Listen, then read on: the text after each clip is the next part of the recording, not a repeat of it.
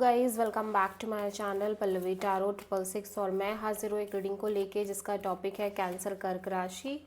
आपकी लाइफ में क्या बिग चेंजेस आ रहे हैं 15 से 21 मई के लिए जनरल रीडिंग रहेगी। सारे मैसेजेस रेजोनेट नहीं करेंगे, जो भी रेजोनेट करे उन्हें रख लीजिए, जो नहीं करा उन्हें सिंपली छोड़ना है। अगर आप पर्सनल सेशन लेना चाह रहे हैं तो कॉन्टैक्ट कर सकते हैं, नंबर से सारी डिटेल्स मिल जाएगी। पर्सनल रीडिंग पेड है एंड आप मुझे मेरे इंस्टाग्राम अकाउंट पल्लवी टैरो 666 पर भी फॉलो कर सकते हैं। उसका लिंक डिस्क्रिप्शन बॉक्स में अवेलेबल है।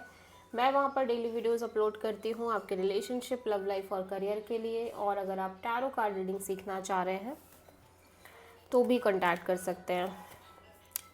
कैंसर कर्क राशि, आपके पास्ट में क्या चल रहा था? जस्टिस,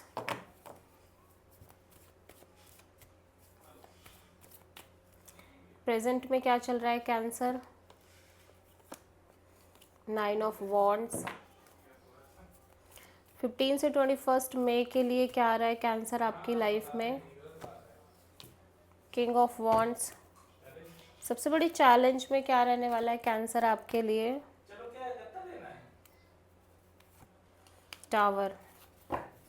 यूनिवर्स की तरफ से क्या एडवाइस रहने वाली कैंसर आपके लिए?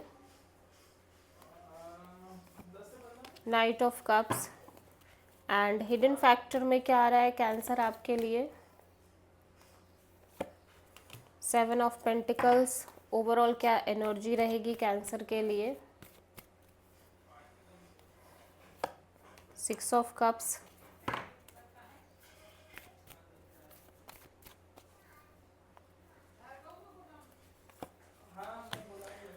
फाइनल आउटकम में एस ऑफ कप्स है। पास्ट में किसी तरह का कोई लीगल या तो बैटल आप लड़ रहे हो या कोई सेपरेशन हो सकती है, या इन जनरल किसी तरह का आपको फील हो रहा है कि जो हो रहा है अच्छे के लिए ही हो रहा है, या जो हुआ था अच्छे के लिए ही हुआ था। और एक बैलेंस्ड काइंड ऑफ एनर्जी आप अपनी लाइफ में मेंटेन करने की कोशिश कर रहे हो, और उसी के साथ साथ आप अपने लिए किसी तरह का कोई डिसीज़न, कोई एक्शन, कोई इनिशिएटिव लेते हुए नज़र आ रहे हो। और बहुत ही स्ट्रॉन्ग एनर्जी दिख रही है, पैशनेट एनर्जी दिख रही है।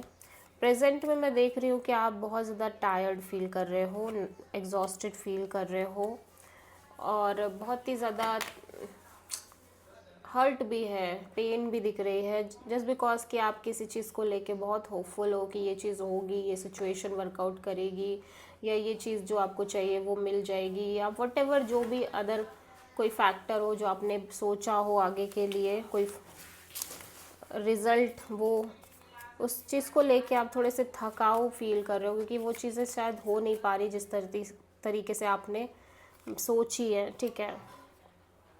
King of wands and 8 of sword. ऐसा लग रहा है कि आप कोई ना कोई एक सॉलिड एक्शन और डिसीजन लेना चाह रहे हो, but at the end mind आपका इतना प्रॉब्लम और इश्यूज क्रिएट कर रहा है कि आप स्टक फील करने लग जा रहे हो।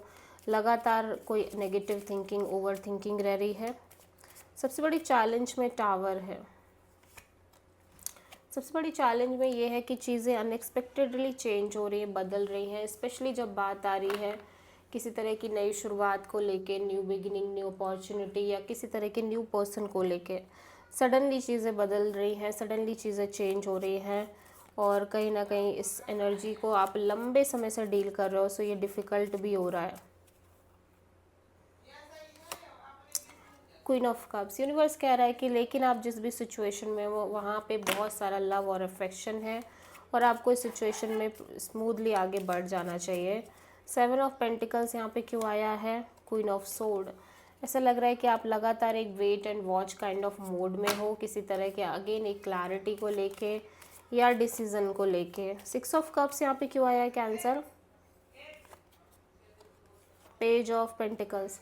सो ऐसा लग रहा है कि यहाँ पे आप किसी पर्सन से बहुत ही ज़्यादा डीपली कनेक्टेड हो, जिसके साथ आपका एक सोल कनेक्शन और may be past life connection है, और इस पर्सन के साथ बहुत स्टेबिलिटी के लेवल पे आप कनेक्टेड दिख रहे हो।